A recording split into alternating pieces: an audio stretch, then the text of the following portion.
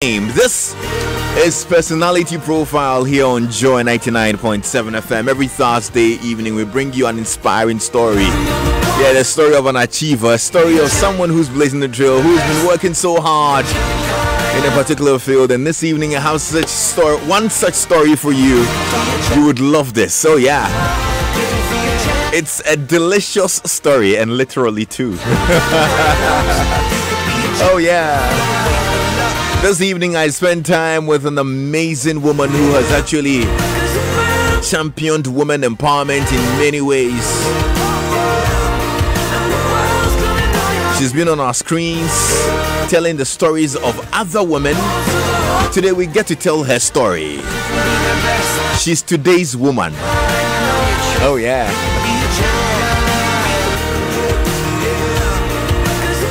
And even more delicious is the fact that she's been behind the amazing, sumptuous dishes that you patronize at the Buka restaurant.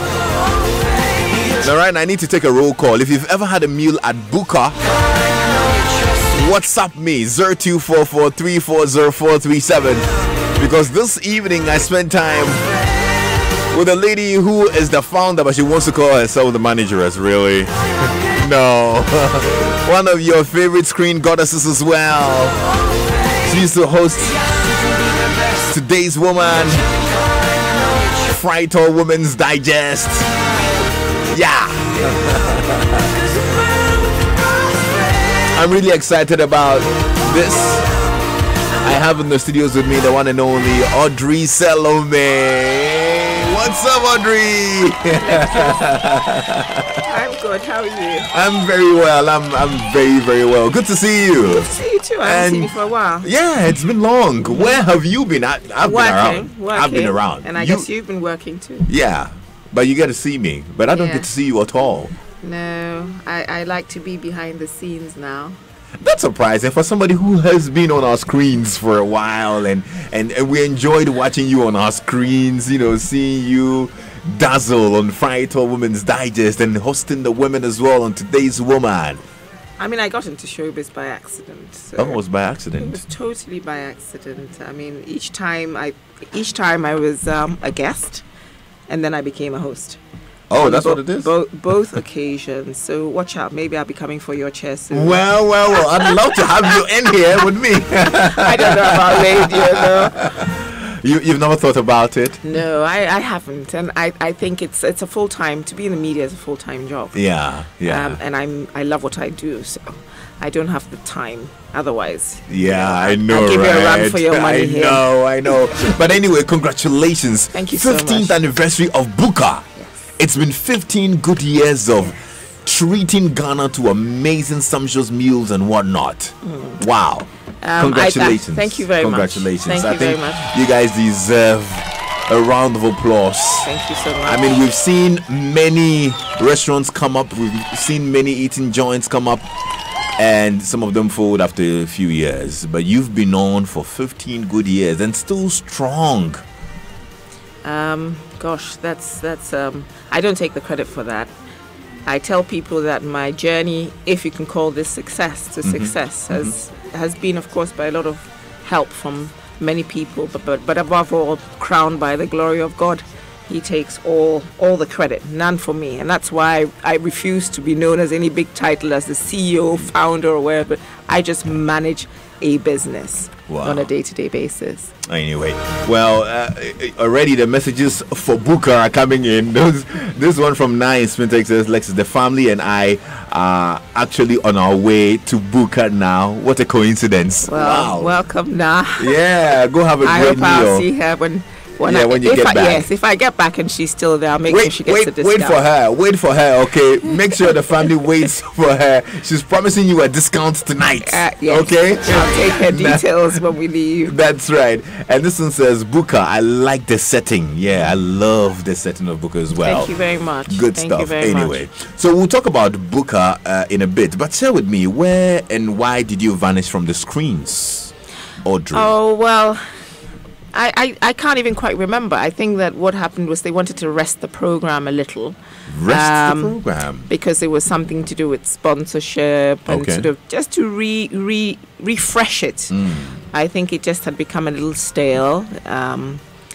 And so that probably was one of the things. And obviously, you know, it's never that easy when you're trying to look for sponsorship and for funding to do something. Yeah. And maybe in a way, I probably didn't help the cause because I'd lost a little interest in Why did you lose doing interest? it. Because, you know, as I was saying to you earlier, that if you're on the media or in the media, it's a full-time job. You know, you've got to actually be part of the process, selecting the guest, and you know, the look and feel of the show has to be you. As you can imagine, I was still doing what I do today, which meant that I would have to depend on somebody to do my running order, and they were very good at doing it. It's just that I just felt like I wasn't giving it my all. I'm a bit of a perfectionist, and I wasn't giving it my all. So most of the time, I would hate going on air. But the moment I got into the studio, I loved every moment of it because I met these wonderful women. And you know, one thing about hearing other people's stories, the fact that you are motivated, you're inspired, no matter how little or how big it is, it helps you on your own journey. So it was something that I really loved doing. I mean, maybe in another lifetime, maybe when I'm old and I retired from Booker and giving it to the next generation, I don't know. I mean, I wouldn't mind doing it if it was a different. Do you remember your most memorable day on set? Oh Lord, I have many memories. But part of the thing, as I said to you, I don't think I ever had a boring show. I think my best, and I hope people don't get offended, was probably having Marina Dumont on the show. Yeah. We had such great chemistry. She was such a great guest. I had so many of them. I mean, I don't want to, but hers in particular sticks in my mind a lot. What didn't you like about going on TV and doing your show? Yes, it's a lot. You know, you've got to be a bit of a diva if you want to be in showbiz. You know what I mean? And hey, people who know me is that simplicity is my own thing, you know. So you struggled with the diva bit? I did come across as being a bit of a diva sometimes, you know, because I had to wear this and I had to have this done, and I didn't want anyone to do my makeup, but that's not that worked it well. But that was me. I'm sure some people, you know, people call me celeb, so you know, hey, I have a group of friends that call me celeb because they think that's how I live my life, but yeah, because I mean, a few times I'd catch you on. I'm like, look, Audrey is such a diva. You know, like her style is cute and it was nice. You were able to wrap yourself around it pretty nicely. So I did. I enjoyed it. Look, everybody likes their 5 minutes of fame. I mean, I had more than 5 minutes of fame. I was on there week in, week after. I think I'm the longest serving host of that show to date. Today's Woman, or you mean Today's Woman. Today's Woman, yeah. Today's Woman. Yeah. I mean, I did it for a bit, and then I went off air. They had other hostesses come in, and then I went back until the program was rested. Until now, Renee Q has taken over. Yes, I think she saw Beatrice Ajiman posted up on her social media. And I think Renee is going to do an even better job because the role is just her. I mean, she's got the same kind of warmth and you know, welcoming ambiance about her, so I think she'll be great. Well, Agnes sent a message and says, Lexis, I loved her TV show. Please ask Audrey if she still has her store at Osu. I gave that up ages ago, Agnes. When I went into the food business, the store, I mean, I used to sell baby clothes. I used to be, when I started having children and staying at home, obviously, you know, when you have children, at one stage when they were very young, I had 3 children under 5, so you're kind of like are into children's things. Yeah. And it was difficult to find quality stuff for babies. So I was doing from 0 till about 8. And I had the agency for Mother Care. We used to have all these Mother Care stores in town, but I had the franchise for Mother Care, so I used to have stuff, and people used to love to come in there. I did, you know, love what I was doing then. But it took a lot of money because it was importing stuff, and in those days we had rates, you know, bank rates at 40%, and you know, it just.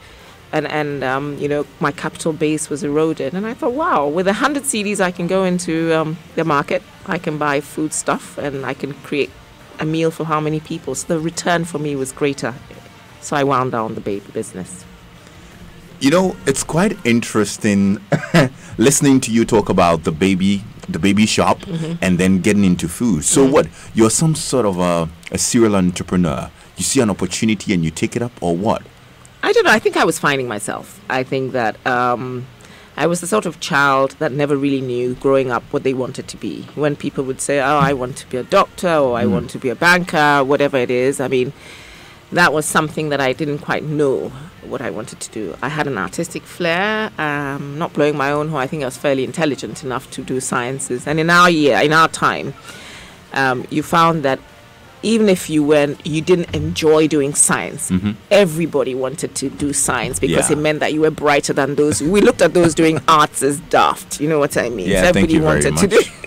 Thank you very, very so much. everybody wanted to do science. Yeah. So once you do science, what else do you do? Either engineering, medicine, or something in the medical field, or engineering, or something like that. So I kind of went that way. But I didn't really want to do that, you know. So it took me a long time of a lot of trial and error. I mean, I've done many, many, many things before I finally arrived at what I believe is God-given. And I'm sure a lot of people can relate to finding yourself and how it's tough figuring out what you want to do and whatnot. But was there something you were good at, or was there a profession that you probably admired at a younger age? Absolutely nothing. Trust me, I wanted to be a housewife. I wanted to stay at home. I mean, I wanted to look after my children. I wanted to be the best wife, have a home, you know, go to the gym, you know, the things that you see all these Hollywood wives and, you know, housewives of Atlanta do. You know, those were my aspirations. You know, look, mothers before us, they were stay-at-home moms. And I always tell people that during a particular time of your child's life, it's very important for you to be at home. Unfortunately, life is so tough that now one-parent incomes don't really do the job. Yeah. But I always tell people who are doing that, who are sacrificing their own ambitions, who are living under really tight conditions financially, that the rewards are, you know, the ways surpass, you know, the suffering or the sacrifice that they've put through. Because these days we've abdicated the role of parenting. Of parenting, yes. Yeah. And for me, all I wanted to do was, you know, be married, in you know, basically have a home, have my children, follow them, drop them off at school. You know, you'd be amazed at what your kids tell you when you pick them up from school. It's all part of bonding, being with them. Yeah. You know, it helps to be that close to your children. So, you know, I've deviated a little, but that was basically what it was. Basically, the current setup where parents are all busy and running around, trying to make the money and whatnot, has it contributed to the moral degradation, maybe? Total.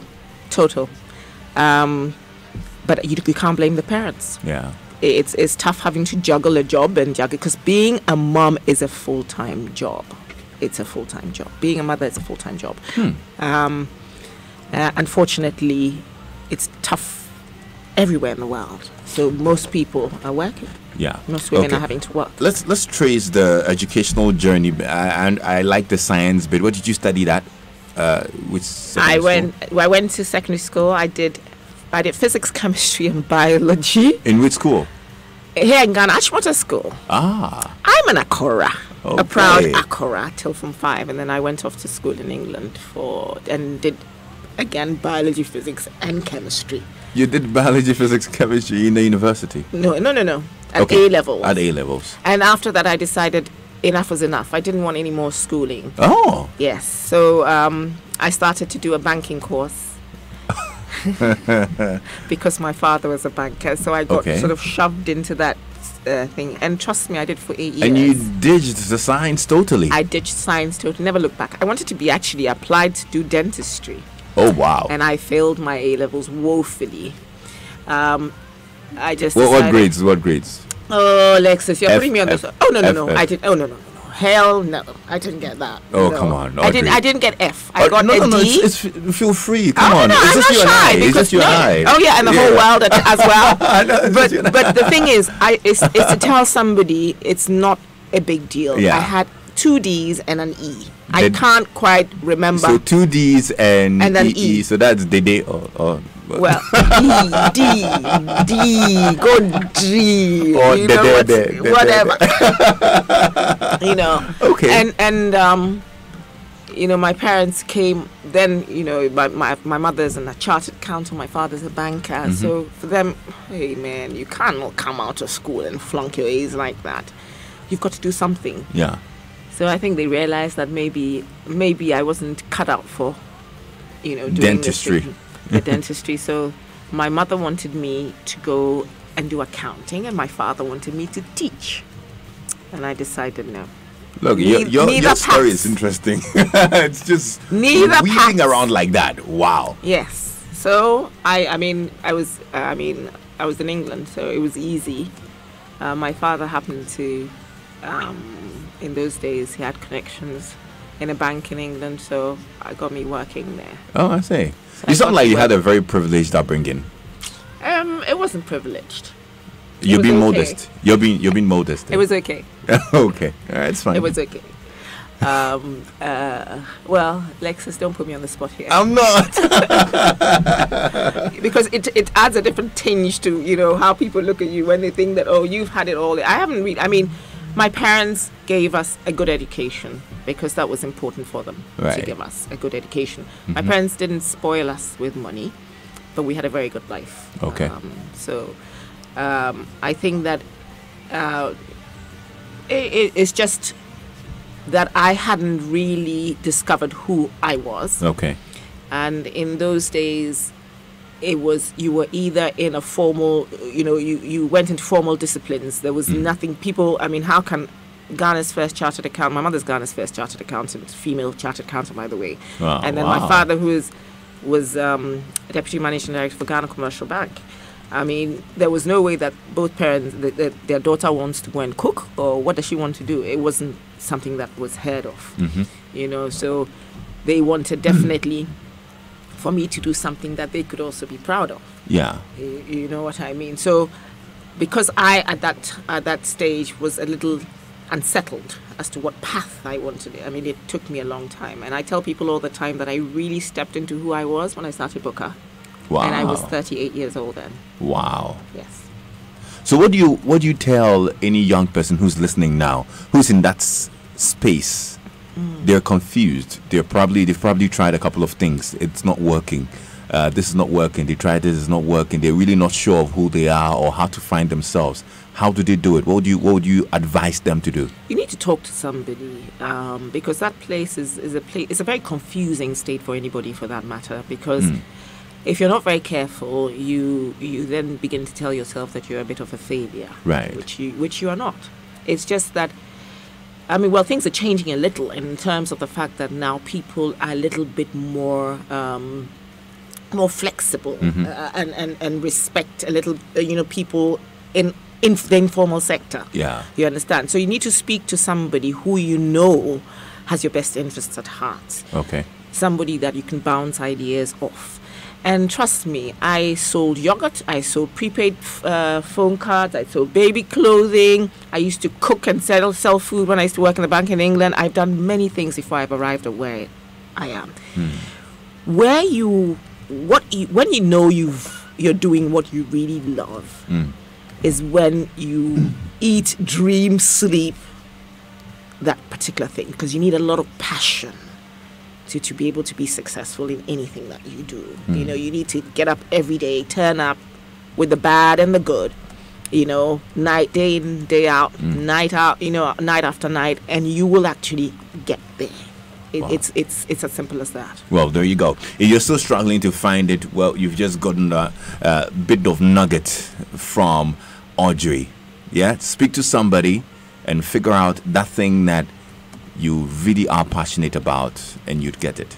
You'd really get it. I mean, I really can relate to this story as well, because when I finished, I didn't want to. My father wanted me to be a doctor, just like you said. You know what I mean? They all want you to do science. Yes. When I didn't get to do science in Presec, I was like, okay, I'm doing general arts. What am I going to do? You know what I mean? So I was just doing my economics, my geography. I was wondering, what am I going to do in the next future? I got into university. Now I'm studying. Okay, in Presec, I was loving economics. I was good at economics. I get into university and they give me geography. I'm like, okay, well, what am I going to do? Geography. You know what I mean? Land guard, something. You know? And today, look at you. And today, you know what I mean. So we really place out. We do. I mean, my son has this thing. Oh, African parents, you place so much premium on education. Education is very important. Yeah. But we also need to look at our children and find where their talents lie, where their passions are, you know, what they're passionate about.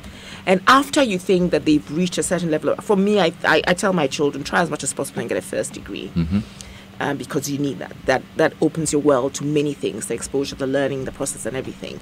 Afterwards, whatever it is you want to do, you've got my support 100%. Awesome. That's it. So what are they doing now?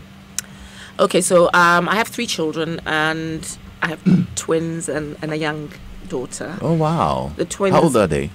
I've got 22-year-old and Those are almost twins? Twins are 22, and then I have a daughter who's 20. Well, she's 20 next month. Okay. And she's in second year university.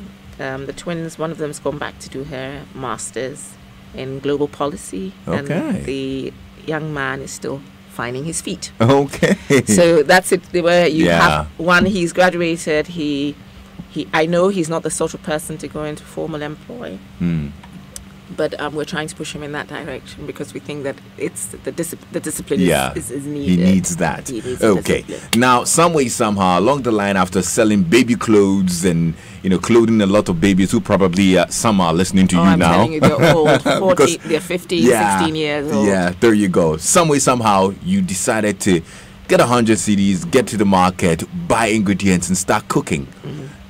How good were your cooking skills?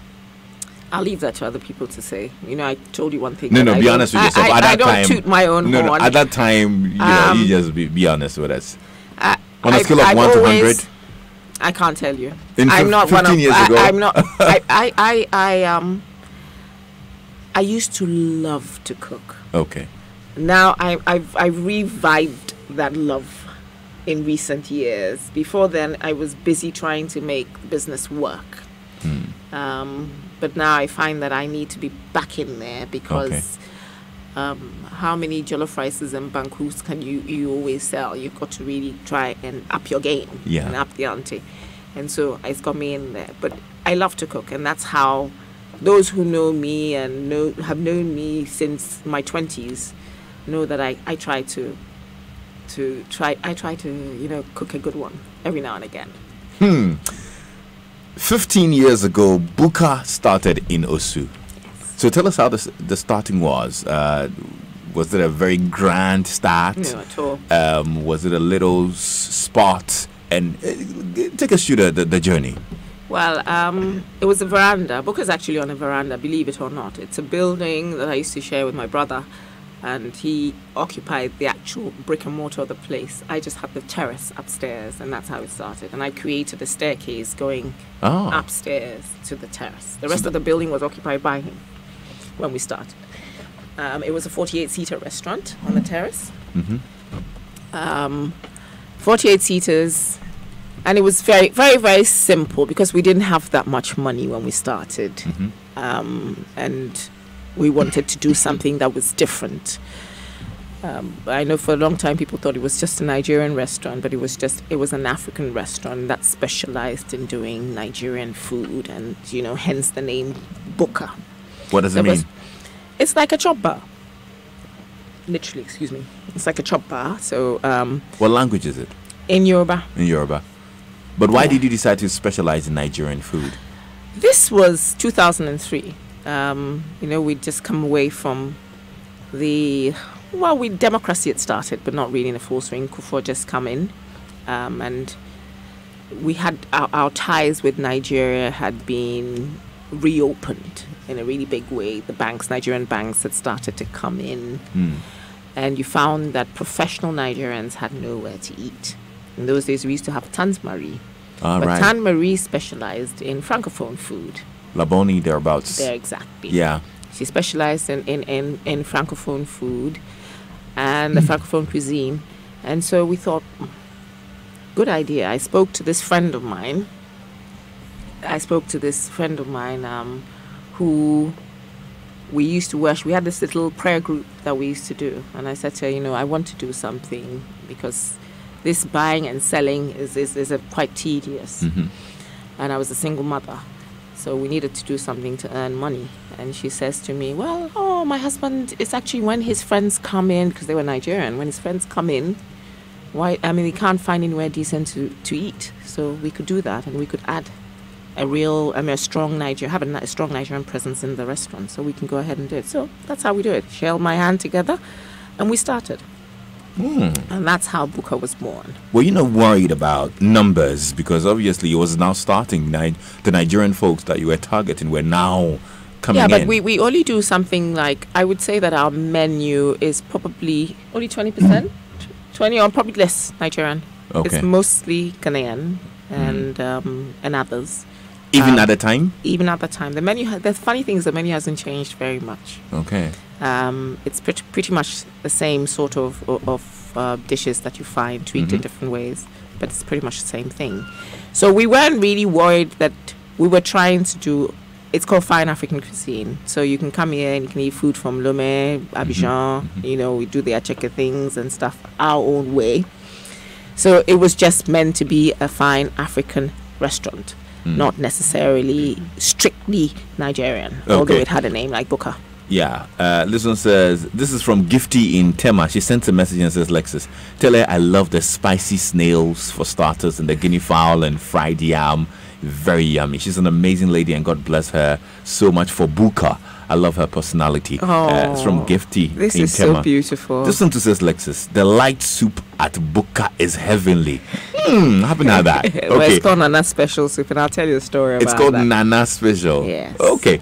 I'll try that pretty soon. Sometime this Christmas, I have to. Yes. So, wait.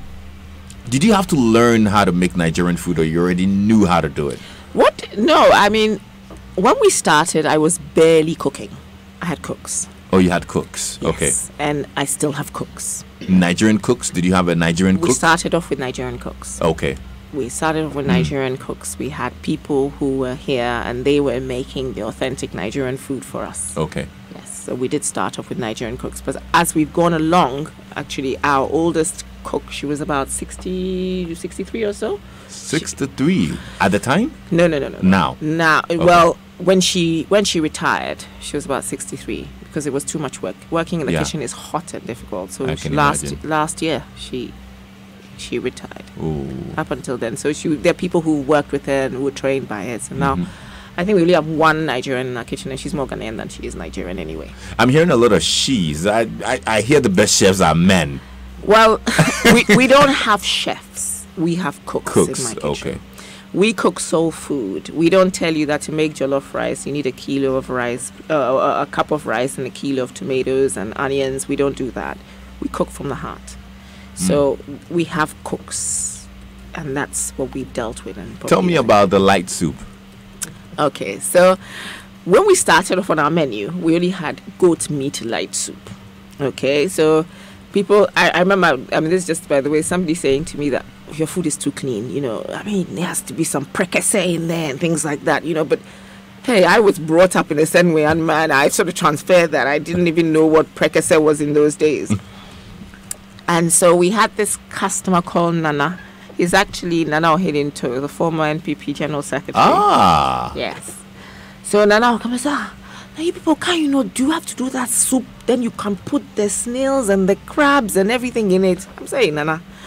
So we did try it, and it was amazing. It's actually every single day, even today. I know somebody came in at about 3 o'clock, or just before 3 o'clock, said, I want that soup. But of course, it was finished because it'd been a busy day, and that's one of the things we do. We try not to make, what we cook, we cook fresh every day. When it's finished, it's finished. So things like Nana Special, you've got to make sure that you're coming in early. Or probably ordering.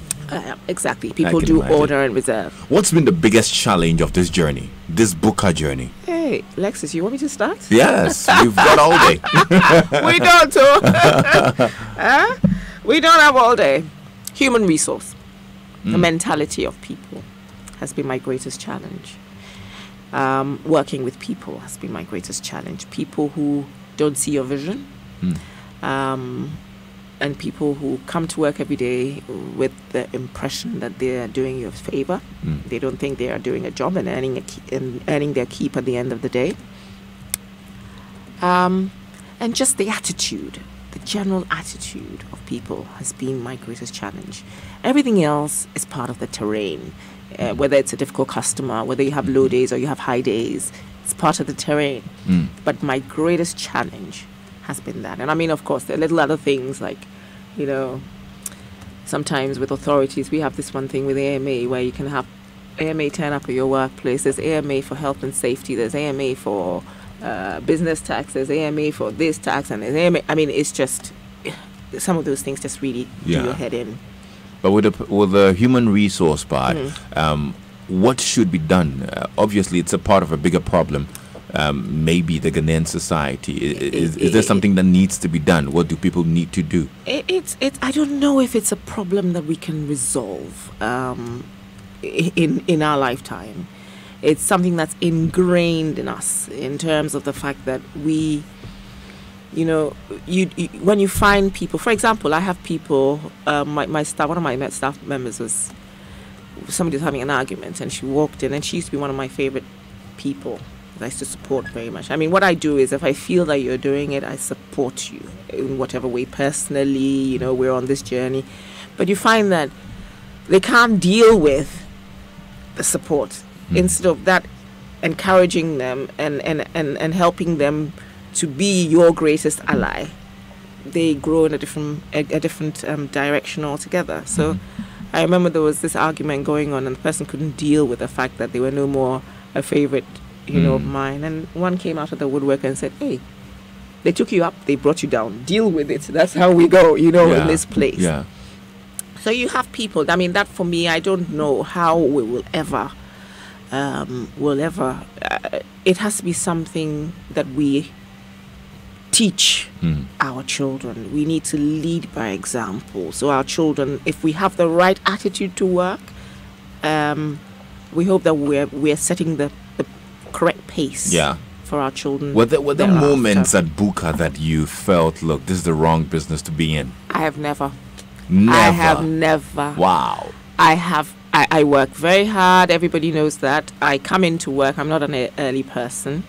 Maybe I'd be in by about 10 o'clock. But I do this with my cousin, and we're probably there till 9:30, 10 p.m.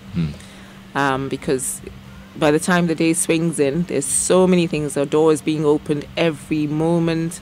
So when, traffic dies down at 5, we get to sit down and then we can do all the paperwork that needs to be done. And I don't think I've ever thought of doing anything else but this. I love what I do. No regrets at any point? Absolutely none. Absolutely none.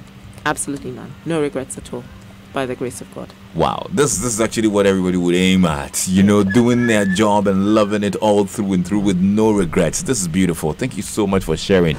If you have any questions for Audrey Salome, you can send us a WhatsApp on 0244340437. I would actually want to know your favorite on the Buka menu. Yeah, if you've been to Buka and you have a favorite, I'd want to know. I'm still piecing together the things I need to try this Christmas at Buka. Yeah, I know the Nana soup is number one. Nana special. Nana special. I'll reserve it for you. There you go. So if you have enjoyed the meal at Buka, well, the one and only lady behind the Buka story is here in the studio, and she's sharing an amazing story all through. Well, thank you so much, Audrey. I'm really inspired. I like the fact that you're enjoying every minute of it, no regrets at all. What would you say, though, would be your highest moments on the job?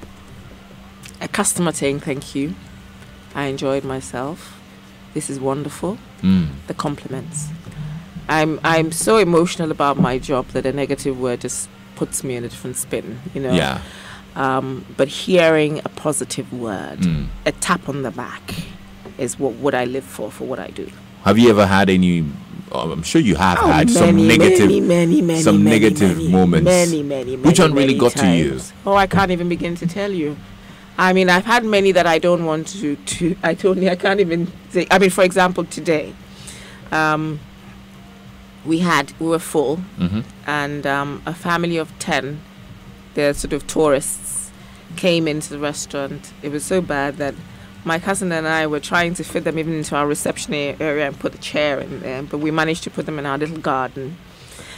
And just then, we have a little area. We have 3 areas well, maybe about 4 areas of seating. We have the lower ground floor, which is a new addition, sort of had for the last 2 years or so. Uh-huh.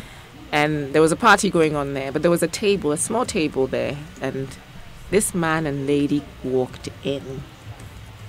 And when they came in, I was harassed because I was trying to, sort out this group that had come in and give them somewhere to sit, take their order. So I just thought, let me go take these people's order.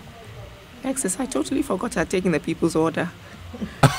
I was more interested in making sure that the table of 10, because they were sitting out in the hot sun, was interested that they get their food. Yeah. I'd forgotten that at the back of the paper I had written the order for this couple. They got up and they left. Oh, they did? So whoever you are, 1,000 apologies. I mean, it broke my heart, because that for me, not because of the loss of money. I mean, they'll tell you, I'm sure my cousin, if she could speak, would tell you, I'm not interested in what I'm on my day-to-day inflows, because we try to run our business as professionally as we can. Mm-hmm.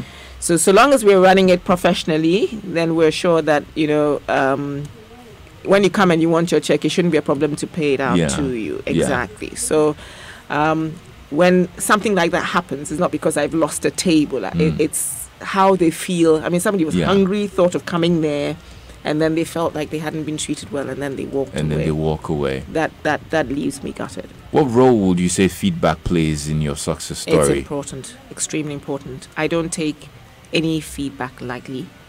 I take every little word that is said to me. Mm-hmm. I take it on board.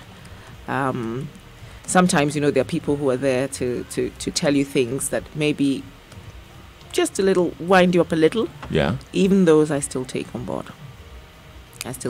You should never be too big to listen to who your customer is. Your customer is your everything, literally. You know what I mean? Without them, you wouldn't have a business. You obviously take client service, client satisfaction and customer service important.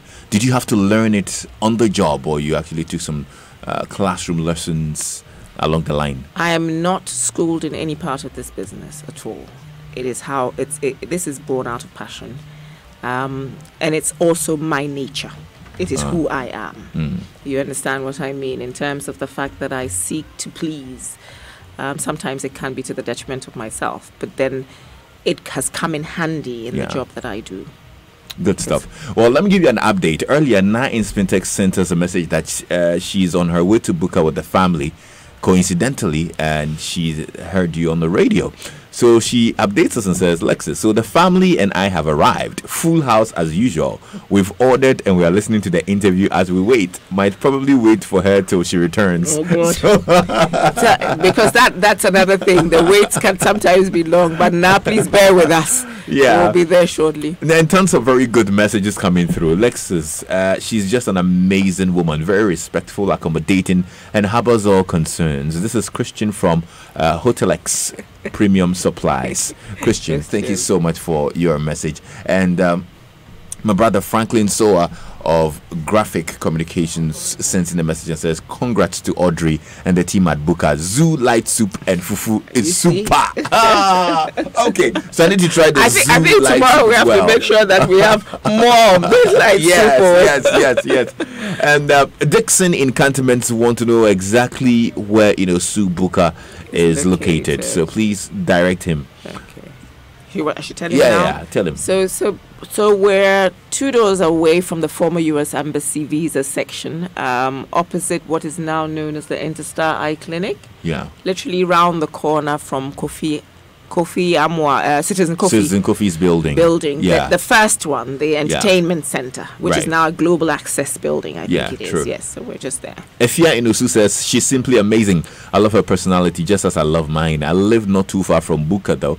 Oh, is it? Okay. We'll probably pop in there someday, yeah? The day I come around, Efia, I would invite you. We try the Nana special together. Okay. So a lot of eateries and restaurants keep springing up around you, of course, even around Buka. So Book has remained a rock. I mean, obviously, people are loving it. What is the secret? What would you say is that one thing? Not to let it out, but we want to know. But it's what I said to you when we was having a chat before. I don't know. I know that we try and do the best that we can. I think that we're very passionate at Booker. Well, I am extremely. Management is extremely passionate at Booker. But you cannot disregard the favor of God upon us. There are people who work just as hard. I said to somebody, I was having this conversation with somebody yesterday, because part of my job is I used to do the marketing, and I'd go to Abuburushi twice a week, and you'd see these women and men, these porters, people carrying 50 kilo, sacks of maize and stuff on their back, and they're working hard. It's not to say the favor of the Lord is not upon them, but it's just to let you know along the journey that when I look back at how far that I've traveled, there has to have been a supreme that has held me and held us together. Because people say 15 years. I mean, you're saying you're lauding 15 years. I'm still on a journey to my successful destination. There are lots of people who are veering into entrepreneurship. You're successful at it. What would be your top 5 all-time advice to anyone venturing into hospitality, especially? Ooh, top 5 advice. Yeah. Passion is one of the things, I tell you. Number 1, hey, get your pen and paper. It has to be passion. Masterclass. And you have to try and find a spirit of excellence. You have to have a dream, and you've got to hold on to your dream. And then you have to not be afraid to bring people along to help you, with that dream. And just be dedicated, day in, day out. I tell people all the time that the journey is not sort of just a good one all the way. You'll come up to the troughs, you'll hit the lows, the peaks. But what keeps you going is that dedication. My cousin said to me the other day, she says, when she goes to bed, she probably doesn't sleep, because all she does is she's thinking, tomorrow when I come, I'm going to put a flower pot in this direction, or I'm going to do this, or I'm going to tweak this menu, or please do this or the other. And it literally is that. Yeah. I eat, dream, sleep, Booker.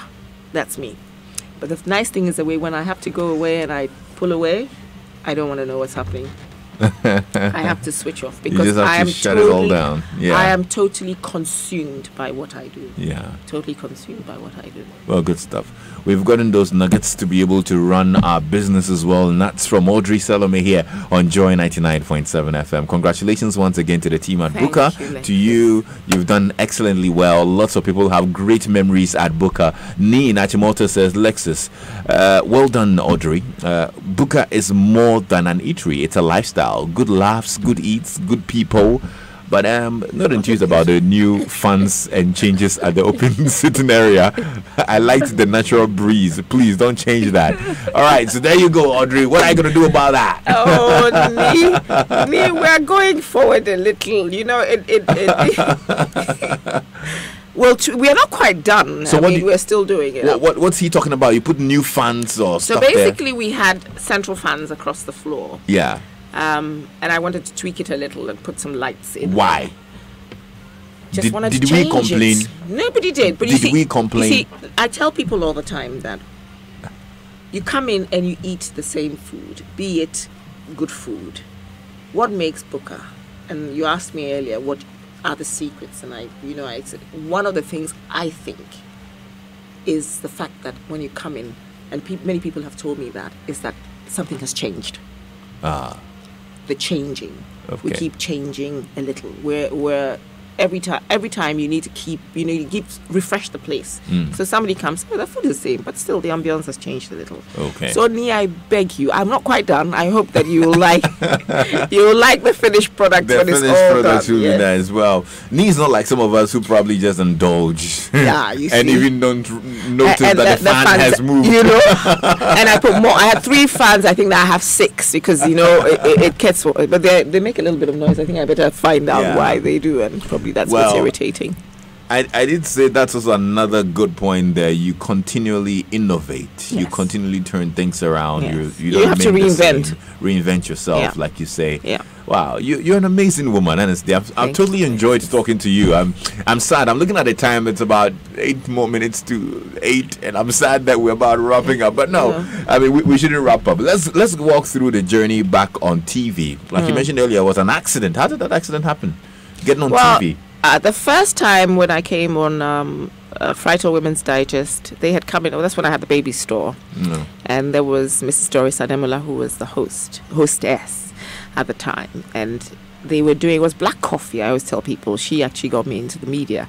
And black coffee was doing, she was a resource person on there. She came in and they were looking for where they could get maternity clothing. So I was invited. No, actually, that was the one for Today's Woman. Today's Woman was when I came on. Oh, and I've forgotten. I think I was either Frightened Women's Digest. I was invited to be a resource person on maternity wear. Okay. They liked me, and Doris was going back to school to do her master's or first degree or something like that. So they came and said, "Do you want to do it?" I'm like, "No." She says, "Oh, it's easy. You can do it," and I got stuck with it. Did you think you could though? I had never in my life dreamt that I would be on air. I hadn't dreamt of it. It was never something that had crossed my mind, to make a difference. I don't mind, and I love to inspire. I love to mentor. I mean, I'm always chatting to one person or the other in my office, trying to encourage them. Yeah. I mean, I'm one of those people you'll come and tell all your secrets to. But not to do it in a public forum. Okay. I'm good on a one-on-one, So being a personality on the media had never ever crossed my mind. Although I remember when I used to work in England, there was a guy there, and that was before June Sarpong went on to Channel 4, where he says to me, "Audrey, I think your personality is good enough to be on." And I'm like, "Me? I don't want to do that." But and years later I was doing it, and then I think when Today's Woman started, and it was Doreen Ando, she's my sweet Doreen, and she wanted me to be a guest on her show to tell my story. So I did it, and then she was going on holiday. She has summer breaks, and so they said, "Oh, Audrey, come and fill in Doreen's seat," and I got stuck. I got stuck for so many years, but I enjoy being on air. Not really. As I told you, I'm not even active on Facebook, or I'm a stalker on Facebook and Instagram. But hey, no, you've got to. This is the age. You've got to promote yourself if you're not to get the viewership that you want, to get the fulfillment from doing it. I don't think I'm in that space. So, what do you think they found in you that got you stuck on the show? I don't know. You've got to ask them. I haven't a clue. You didn't ask them? No. Why not? No, I don't know. I mean, they said you can do it. And I said, no, I can't do it. He says, you can do it. I mean, I'm okay, if I can do it, let me just try. I mean, as I said to you, every time I went on air and met these absolutely wonderful women, I just was inspired from the least to the most. Everybody had a story. And you need to hear, no matter the story, it has a way of enhancing your own path in life. The thing about women supporting women, people supporting each other, it's so true. Awesome. It's so true. Let's talk about your story. I mean, we've been privileged to hear a bit of your story, but which part of your life story inspires you? Where I am today. I've been through some tough times, not knowing what I wanted to do, making some really wrong choices with my life. Like what? I think some personal ones that we don't want to talk about.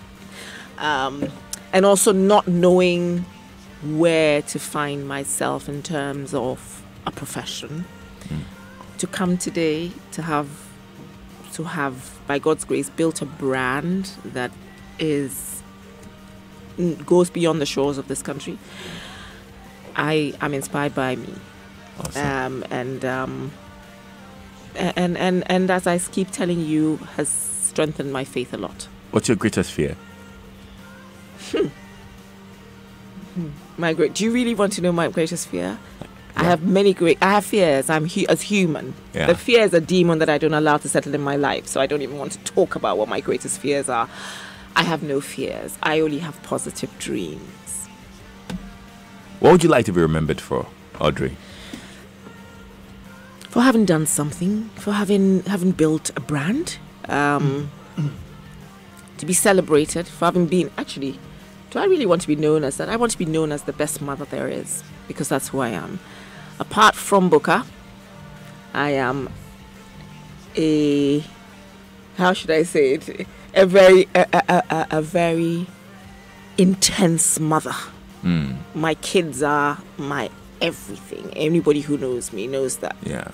You know, you just have to be with me. I want to first and foremost be remembered as a good mother, a good daughter, a good sister, a good friend, before Buka. I think earlier you mentioned that you were a single mother then. Are Yes. you still a single mother? I am still a single mother. So, we're talking for 15 years? Yeah, longer. My last, I sort of split with my ex-husband when my youngest daughter was about 3 or 4, and she's almost 20. Wow. So it's been all 17 or so years. Mm-hmm. Any reason why you didn't get back into the institution? I tell people all the time that it's you need to be having a relationship with a person who is not the father of your children is a totally new ball game. A relationship is also like a child that needs nurturing, and you just don't want to put your children in harm's way. Not that you're saying that your partner is going to be harmed, because they're great. I've had great friends who've been extremely supportive of my children, but I think that my children deserve my full attention till they get to a certain again. Till they get a certain age. When they leave the nest, maybe I'm lonely enough. I might decide it, but not now. So you will get married again? I think there's nothing more beautiful than a wonderful marriage. Marriage is good. What's that one lesson marriage taught you? Not to take each other for granted. And also to be each other's friend. Not to take each other for granted, and to be each other's friend is the most. Communication is also a great key. There you go.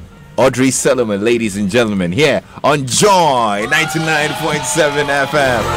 My goodness, I'm looking at the time. I'm like, no, don't get to 8 o'clock already. But yeah, there you go. We're almost at 8 o'clock, and it's been great spending time with you. As we wrap up, though, what will be your greatest advice to anybody out there who's listened to your story today? If you had to advise them on anything at all, what would it be?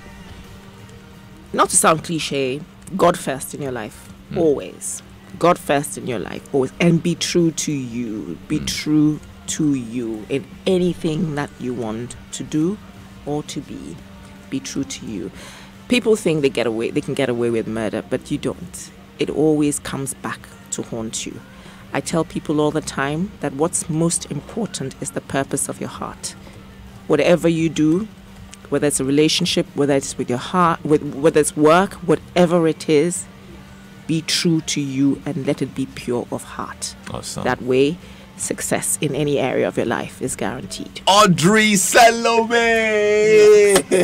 Thank you so very much. It's been great spending time with you. It's been a real honor to be celebrated at this hour. I didn't expect it, so we're glad. Thank you so much. It really is an honor. And it's been worth our while. It Thank has. You I so can't much. believe an hour's gone as well myself. You know, we just started. Did I actually fit my story in an hour? Absolutely. Well, this Christmas, make time and go by Buka. It's in Osu. Is there a number they can call to order or something? Yes, our main line is actually we haven't really developed our delivery, but we do have one motorbike that goes up and down. Okay. So give us a number for those who want to. For those who want to do it, try the Nana special. 0244-842464. Okay. 842464. Thank you so much. I'm going to place an order for the Nana soup tomorrow. The Nana special. And the zoo light soup or something. Thank you, Audrey Solomon. My name is Lexus Vale. Thanks a lot to my team, Adam Naite, Philip Nye, and Abeku Sankofi. And of course, Selwyn Ofori on social media. Enjoy your evening. God willing, tomorrow we're back with another edition of Drive Time on Joy. Time for the latest updates in news with Komla. The latest news updates from the Joy Newsroom.